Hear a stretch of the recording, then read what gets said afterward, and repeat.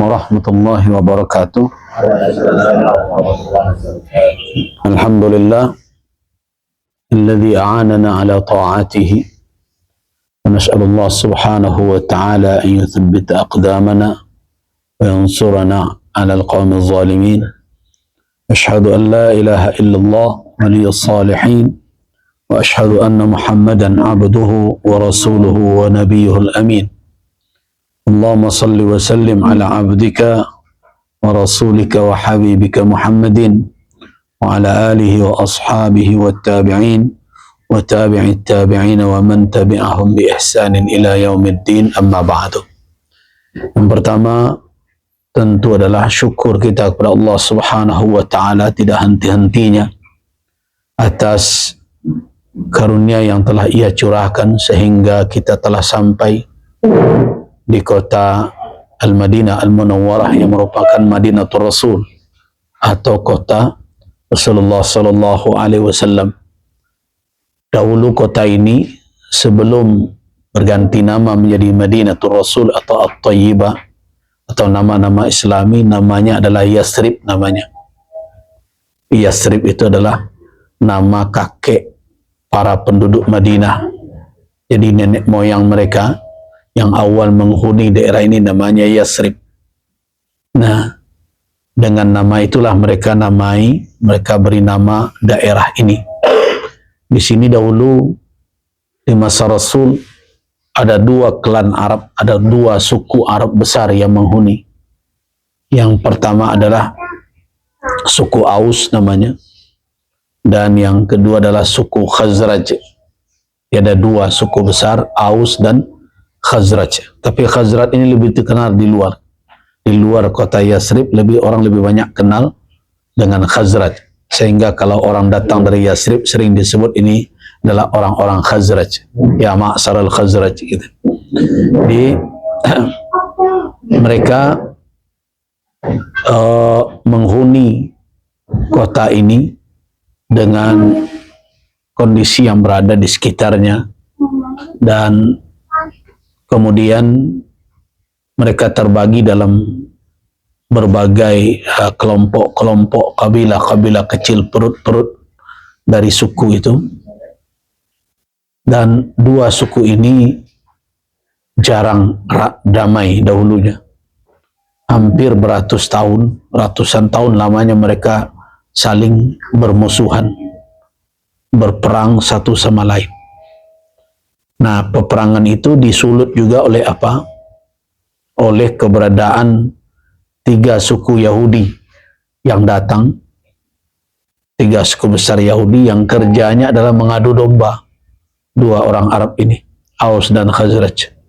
Yang beruntung ya mereka yang menjual senjata, mereka yang mendapatkan keuntungan.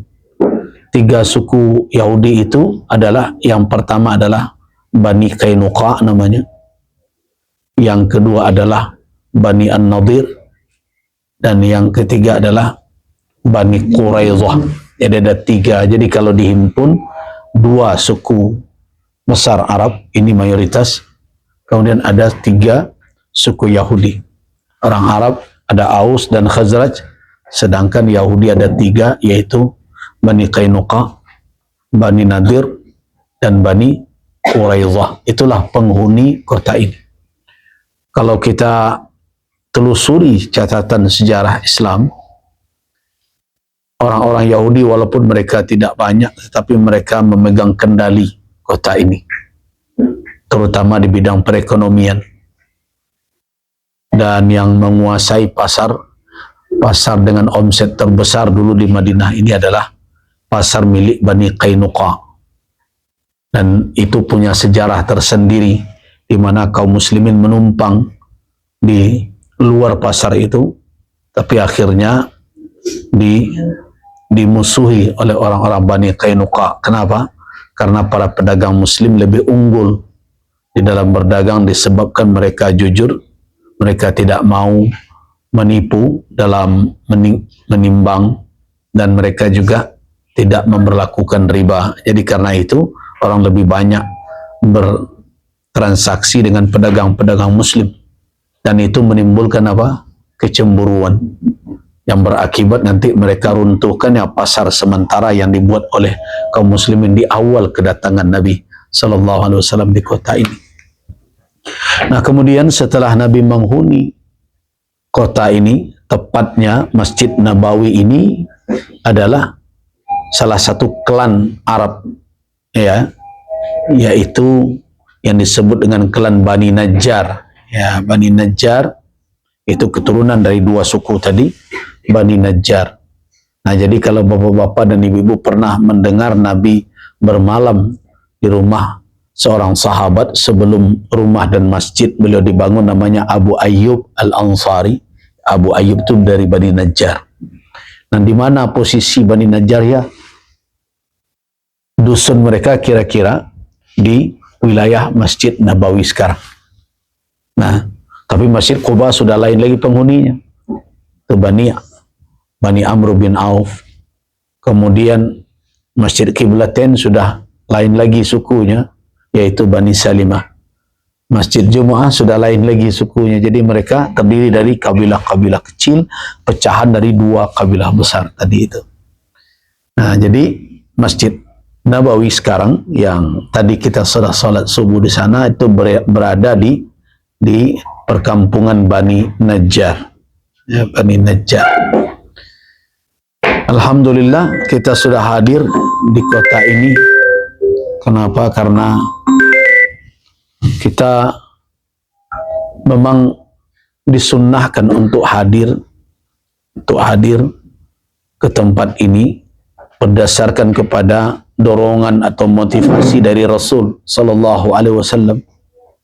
Wah, ada 3 tempat hendaklah kita kalau ingin untuk menyengaja mempersiapkan bekal, menabung, menyediakan biaya untuk perjalanan dengan tujuan mendekatkan diri kepada Allah Subhanahu wa taala di tempat itu, hanya 3 tempat itu saja.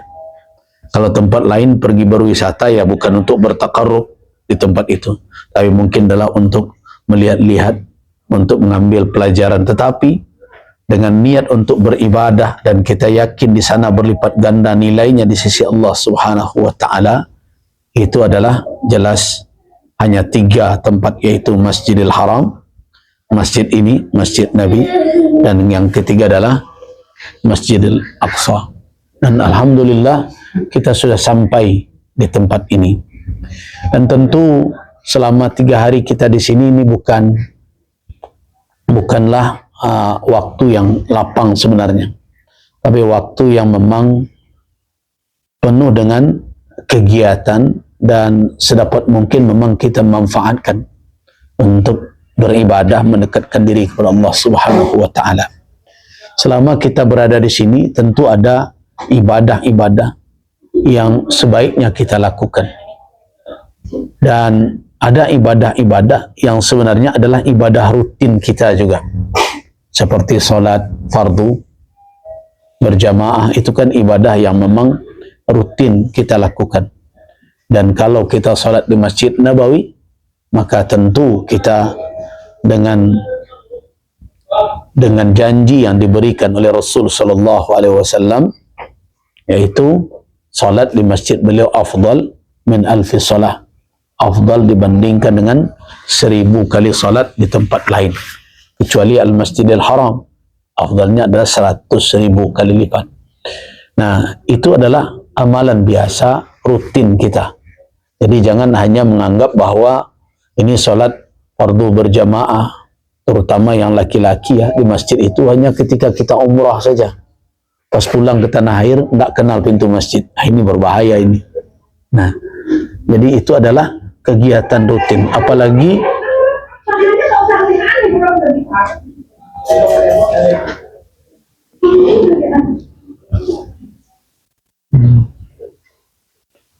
Apalagi yang laki-laki, tentu perintah untuk ke masjid itu, bahkan para ulama ada yang mengatakan wajib.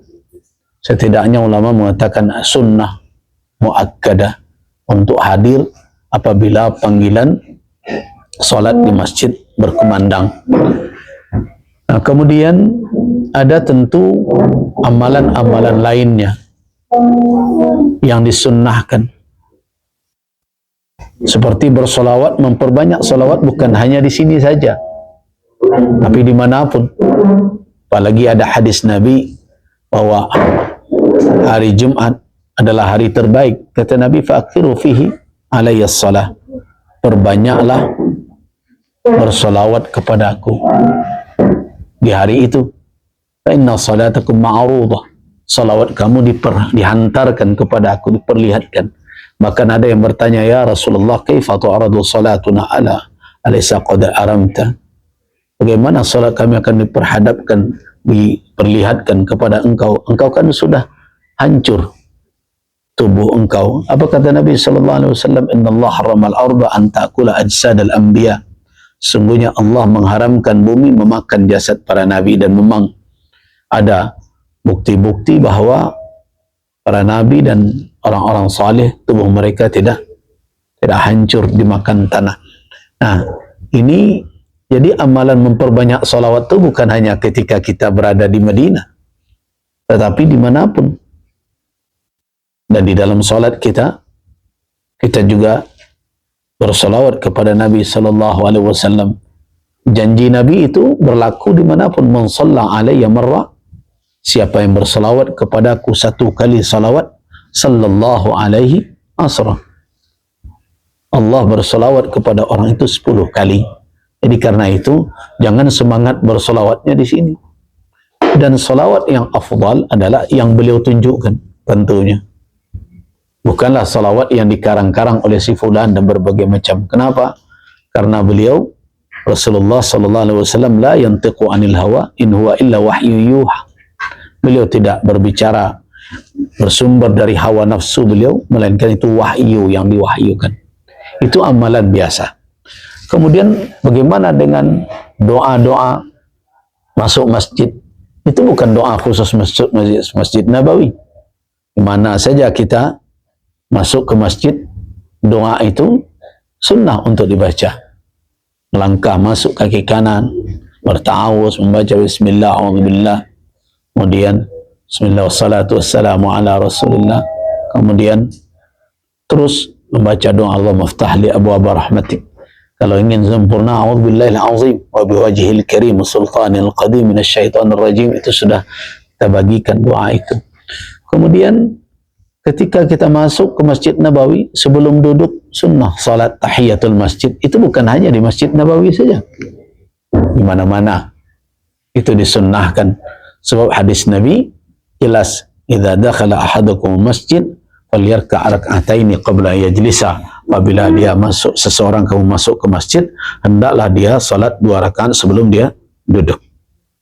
Dan kemudian rawatib, salat sunat rawatib sebagaimana biasa juga ada. Walaupun kita dalam keadaan bermusafir di sini, sebenarnya tidak dianjurkan karena waktu kita cuma 3 hari. Tapi bagi siapa yang melakukan ingin memperbanyak salat di Masjid Nabi SAW, sebagian ulama mengatakan afdal tempat itu juga boleh untuk diraih. Nah, itulah amalan-amalan kita untuk kita lakukan di Masjid Nabi SAW. Tilawatul Quranul Karim bukan hanya amalan semasa umrah, tetapi setidaknya di saat kita berada di sini, kita bisa melatih diri untuk senantiasa berinteraksi dengan Al-Quran. Tapi jangan nanti sepulang umrah Al-Quran nggak dilihat pun lagi. Jadi itu adalah amalan-amalan yang tidak ada berkait dengan kondisi umrah kita. Itu bukan amalan khusus terkait dengan umrah. Termasuk datang ke Madinah juga tidak menjadi bahagian yang terkait langsung dengan umrah kita. Seorang bisa saja berumrah tanpa ke Madinah, dan bisa ke Madinah tanpa berumrah. Cuma kan pertimbangannya karena jauh. Sekali kita ke sini, ya lebih baik kedua-duanya kita jangkau. Allah Subhanahu wa taala membukakan kesempatan bagi kita. Inilah yang kita manfaatkan. Alhamdulillah. Nah, selama kita berada di sini, di samping kegiatan rutin tadi, tentu ada kegiatan yang telah disusun oleh travel, oleh Asia Tour, dan juga tim yang ada di Madinah. Yang pertama adalah untuk hadir di Raudhah Asy-Syarifah. Raudhah itu adalah tempat yang berada di dalam Masjid Nabawi yang tidak bertambah walaupun masjid sudah diperluas ya. Nah, sekian kali renovasi masjid yang bertambah besar, Raudhahnya tidak bertambah besar.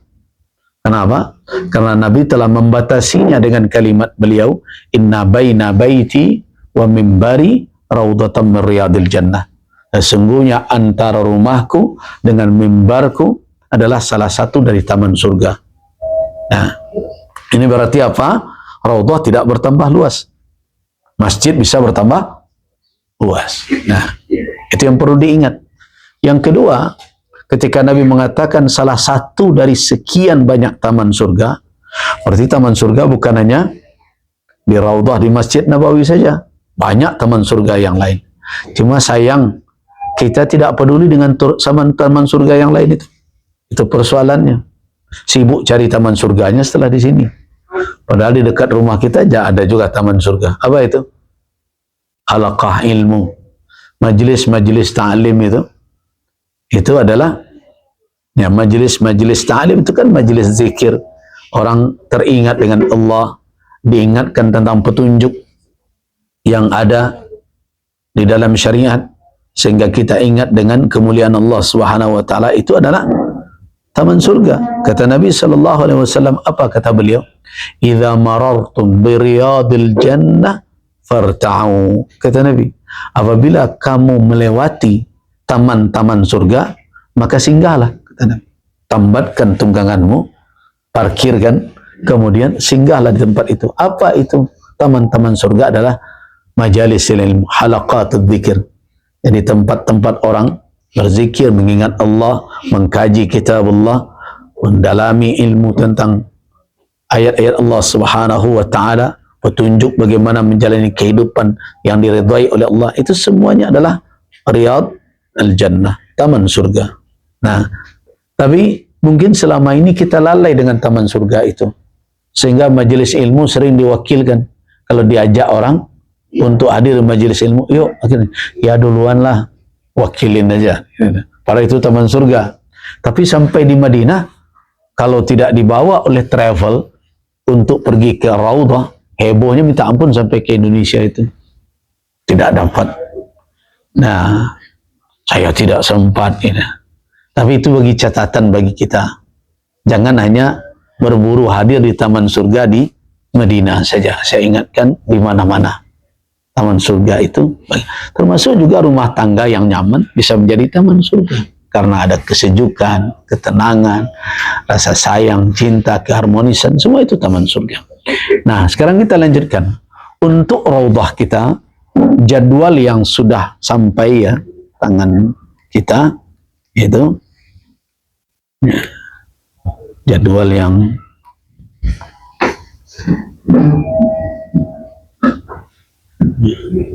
yaitu untuk wanita, sebentar, nasad syafaat ya ini untuk wanita insyaallah jam 2 pagi. Apa yang akan kita lakukan di Raudhah? Apakah ada doa khusus Raudhah yang diajarkan oleh Rasul sallallahu alaihi wasallam? Tidak ada. Kalau ada orang yang mengatakan ada doa khusus diajarkan Nabi, tidak ada. Walaupun sebagian orang ada mengajarkan doa, ini doa untuk Raudhah, ini tidak berasal dari Nabi sallallahu alaihi wasallam. Nah, jadi artinya petunjuk dari Rasul adalah kita boleh memilih. Kita boleh memilih mana yang kita sukai dari doa-doa permohonan kita kepada Allah Subhanahu wa taala. Nah, jadi tidak ada doa khusus. Kemudian adakah solat khusus yang disebut solat khusus Raudhah? Juga tidak ada. Jadi jangan sampai di dalam ini solat 2 rakaat Raudhah, tidak ada. Tidak ada petunjuk dari Nabi solat Raudhah secara khusus. Yang ada Nabi cuma menjanjikan antara rumahku dengan mimbarku salah satu taman surga. Nah, berdasarkan kepada khabar yang benar itulah ada harapan. Jadi yang ada itu adalah raja harapan kita. Ketika kita beribadah di dalamnya, ketika kita berada di dalamnya, berarti kita berada di tempat yang diridhai oleh Allah Subhanahu wa taala, karena surga adalah tempat yang diridhai oleh Allah. Nah, apabila seseorang berada dalam keadaan diridhai oleh Allah, maka ahra, lebih patut dia berharap doanya mustajab apapun, selama itu doa tidak keburukan untuk diri dan untuk orang lain, selama dalam doa itu tidak ada yang bertentangan dengan petunjuk syariat. Artinya apa? Setelah berada di raudhah, amalan yang kita lakukan adalah amalan yang bisa dilakukan di luar raudhah. Jadi tidak amalan khusus. Amalan apa yang bisa dilakukan di luar, bisa dilakukan. Nah, apa misalnya? Kita masuk ke raudhah, tahiyatul masjid, bisa. Tapi bukan hanya raudhah saja, di mana saja kita masuk masjid, sunat tahiyatul masjid. Tapi ketika kita lakukan di raudhah, kita berada di tempat yang diridhai oleh Allah Subhanahu wa taala, dan kita berharap munajat kita, kalimat-kalimat yang kita ucapkan, perbuatan ketundukan kita kepada Allah dalam bentuk salat, ahra, lebih patut untuk diterima, karena itu tempat yang dijanjikan oleh Nabi sebagai salah satu dari taman surga. Nah, begitu juga doa, kita bisa berdoa di sini, kita bisa berdoa di kamar, kita bisa berdoa di masjid, kita bisa berdoa di raudhah. Doa apa saja yang baik. Nah, tetapi Allah Subhanahu wa taala menjadikan bumi ini tidak sama kedudukannya dari sisi curahan rahmat dan keridhaan Allah Subhanahu wa taala, tidak sama. Karena itu afdhalul biqa, bahagian dari muka bumi ini yang terbaik apa? Masjid. Masjid. Berarti masjid dengan luar masjid berbeda dari sisi kedudukannya, kehormatannya di sisi Allah Subhanahu wa taala. Kemudian dari masjid-masjid yang ada 3 masjid yang diutamakan. Apa itu? Masjidil Haram, Masjid Nabawi, Masjidil Aqsa. Berbeda dari yang lain. Bahkan makbarah, kuburan pun sama. Tapi ada 2 pemakaman yang memiliki kedudukan yang berbeda. Yaitu yang pertama adalah Baqi' al-Gharqad, pemakaman yang ada di samping kiri Masjid Nabawi ini, dan di situ adalah ribuan para sahabat dikuburkan. Kemudian yang kedua adalah Jannatul Ma'la yang ada di Makkah. Nah, jadi keutamaan-keutamaan seperti itu tidak kita karang-karang. Kenapa?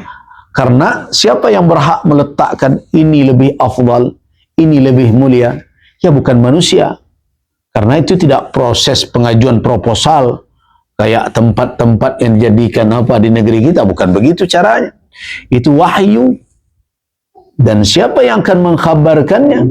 As-Sadiqul Masduq, yang benar, yang dijamin kebenarannya itu Rasul sallallahu alaihi wasallam.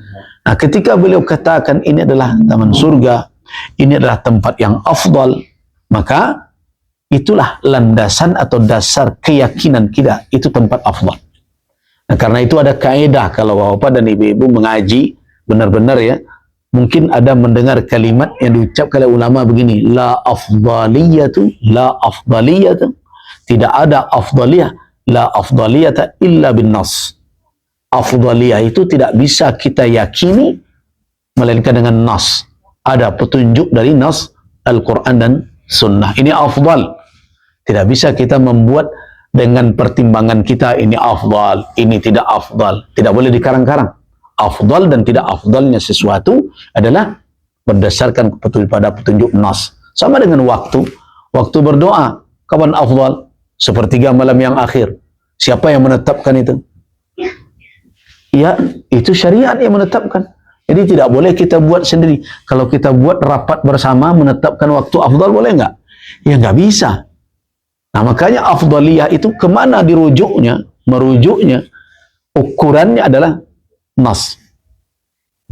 Kalau Nabi katakan bahwa sulusul akhir, sepertiga malam yang akhir itu Allah turun ke langit dunia, bagaimana kita?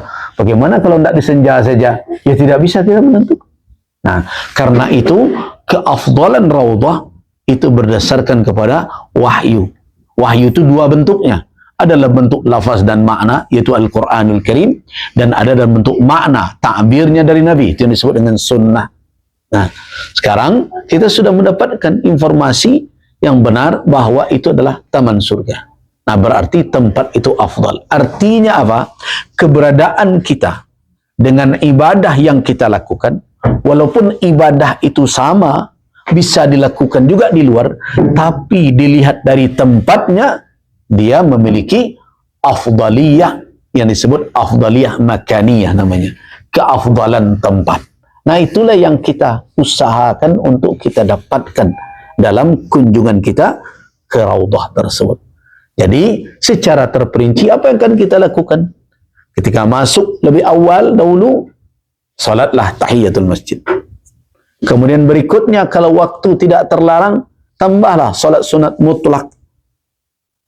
Atau salat sunat, mungkin ada hajat yang diinginkan, atau ada sebagian yang mungkin dapat pelajaran, kalau ada dosa yang teringat oleh kita selama ini, maka salatlah 2 rakaat, kemudian bertaubatlah kepada Allah Subhanahu wa taala, dan perbanyak bermunajat kepada Allah, berdoa, karena itu adalah tempat di mana curahan keridhaan Allah tertuju di tempat itu, karena Allah menjadikan tempat itu sebagai tempat yang Dia cintai di muka bumi ini, melebihi dari tempat yang lain. Nah, kemudian di samping beramal, ada amalan yang paling baik lagi. Apa itu? Menahan diri dari menzalimi orang lain. Menahan diri dari menzalimi orang lain. Kemudian yang kedua, menahan diri dari perbuatan yang menunjukkan kita tidak beradab di rumah Allah, dan tidak menjaga kehormatan Rasul sallallahu alaihi wasallam yang ada di samping kita. Jangan dilakukan hal ini. Saya tidak suka jamaah yang bersama dengan saya melakukan hal yang seperti itu. Apa misalnya? Berkelahi dengan orang lain. Ya, namanya saja kita mau bersama-sama di sana. Tempatnya terbatas. Kadang terinjak sedikit, yang kan karena rame. Terdorong sedikit, ya karena rame. Nah, karena itu tahan diri dari menyakiti sesama muslim dan muslim. Kemudian yang kedua, jangan monopoli. Ada orang yang merasa hebat beribadah, tapi orang lain dia tidak mau berbagi dengan orang lain. Dia sudah lama situ aja. Ini orang belum sholat di belakang dia, sudah lama menunggu. Memang gue pikirin. Jangan begitu cara bersikap. Berbagi. Sudahlah. Kita mungkin berdiri, berdoa kan bisa berdiri. Ya sudah, silahkan kawan kita untuk sholat. Itu juga amal soleh. Jadi jangan dikira amal soleh itu hanya ibadah dalam bentuk ibadah pribadi saja. Tapi ibadah sosial kita minim sekali. Sensitivitas kita tidak ada. Melihat orang susah tertawa. Melihat orang tidak dapat tempat senang. Saya dari awal ke sana sampai akhir. Itu yang belakang kita berdiri, ngapain terlambat gitu ya. Nah, ini orang yang tidak memandang saudaranya seiman seperti saudaranya sendiri. Padahal apa kata Nabi? Al-Muslim akhul Muslim. Karena itu jangan menyakiti orang karena ingin mendapat tempat, berpacu, kadang tendang sana, tinju sini, berbagai macam. Itu adalah adab yang tidak boleh dilakukan. Nah, kemudian juga kita berada di rumah Allah. Sebagian dari, apalagi kalau ibu-ibu ya. Ibu sempat berlari-lari pula. Dahulu ketika belum pakai sistem seperti ini, waduh, kami kan di sebelah itu. Dibatas dengan terpal, baru saja lepas, kayak pacuan gitu, heboh. Nah, jangan begitu. Kita di rumah Allah, itu tempat kita berzikir, sebaik-baik tempat di muka bumi. Jadi jaga adab. Kemudian berikutnya, yang ketiga yang perlu juga adalah hati-hati dengan perkataan berbagai macam. Kenapa? Kita berada di samping Rasul sallallahu alaihi wasallam. Kalau seandainya beliau ada di tengah kita, adab kita kepada beliau tidak boleh. La tarfa'u, jangan keraskan suara kalian lebih tinggi fauqa sautin Nabi, di atas suara Nabi. Nah, karena itu jaga. Dan selama dalam perjalanan, kebetulan kita berada di dekat makam Rasul sallallahu alaihi wasallam, supaya jangan ngomong sana, ngomong sini, Bahkan ada pula yang bergunjing sambil nunggu kesempatan. Jangan, perbanyak membaca salawat kepada Nabi Sallallahu Alaihi Wasallam. Itulah kira-kira ibadah yang akan kita lakukan. Nah, silakan ada yang bertanya, akan ada. Karena sebelum keluar itu sudah di stop, kecuali orang yang mau keluar. Ya, saya mau jelaskan ini, tunggu, bersabar ya. Nah, jadi tidak akan mungkin orang keluar kalau dia belum lagi, kecuali kalau dia mau keluar. Itu pertama dulu. Saya tidak bisa jelaskan sekaligus dalam 5 menit ya. Karena ini sebenarnya kajian seperti ini di awal di mana yang harus kita jelaskan. Nah, yang pertama, batas raudhah. Yang perlu diingat bahwa rumah Nabi itu yang ada sekarang itu bukanlah seluruh yang berada di dalam pagar kurungan itu. Nah, itu yang perlu diingat. Tidak seluruh yang ada dalam pagar makam Nabi itu. Karena pagar yang sekarang yang berwarna hijau bercampur dengan warna kuning keemasan itu sudah mencakup minimal ada 4 rumah di situ sebenarnya. Sudah tercakup walaupun tidak keseluruhan. Yang pertama adalah rumah Aisyah, jelas penuh masuk ke dalamnya. Yang kedua adalah rumah Fatimah dan Ali bin Abi Thalib di belakang itu. Kemudian di samping kiri ada rumah Saudah bin Zam'ah. Kemudian istri kedua Nabi setelah Ummul Mukminin Khadijah, Aisyah kan yang ketiga. Kemudian berikutnya ada di belakang itu, dia mengatakan itu adalah rumah Zainab, ada mengatakan rumah Juwairiyah. Jadi ada 4 rumah, 3 rumah istri Nabi dan 1 rumah Fatimah Az-Zahra yang sekarang dikurung masuk di dalam pagar makbarah, pagar kubur itu.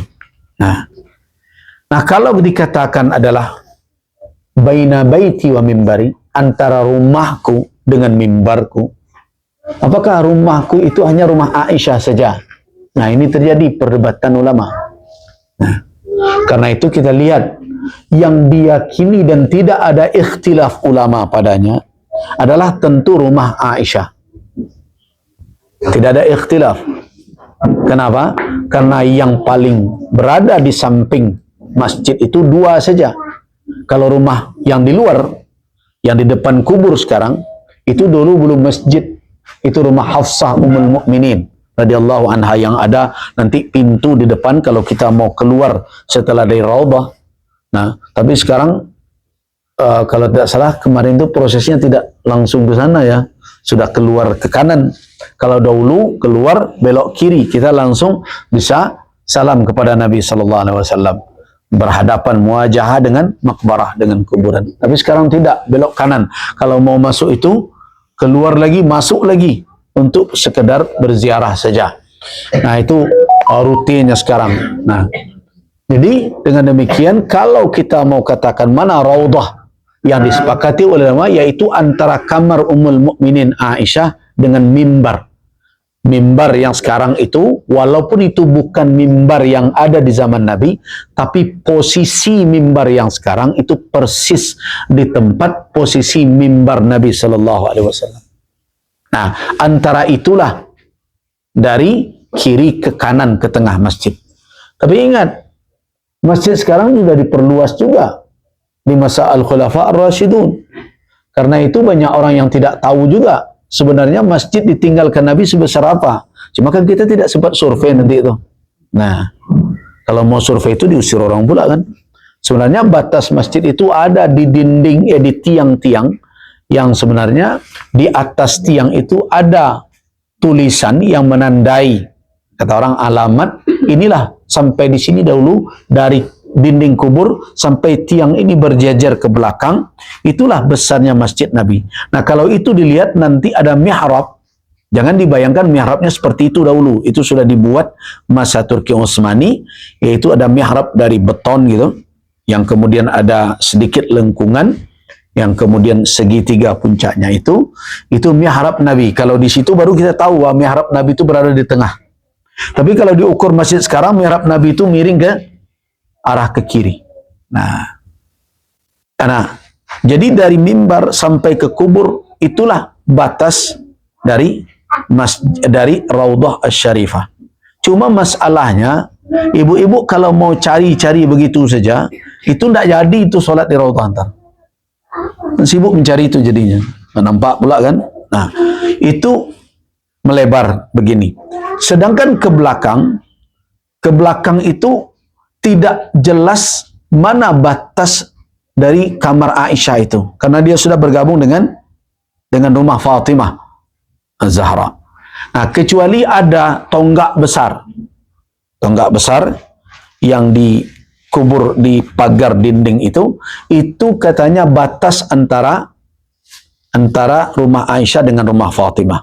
Ditarik terus, maka akan bertemu dengan tempat mukabbir. Tahu mukabbir? Kalau kita solat kan imam kalau mengatakan Allahu Akbar, ada yang nyambung, yang muazzin Allahu Akbar itu mukabbir.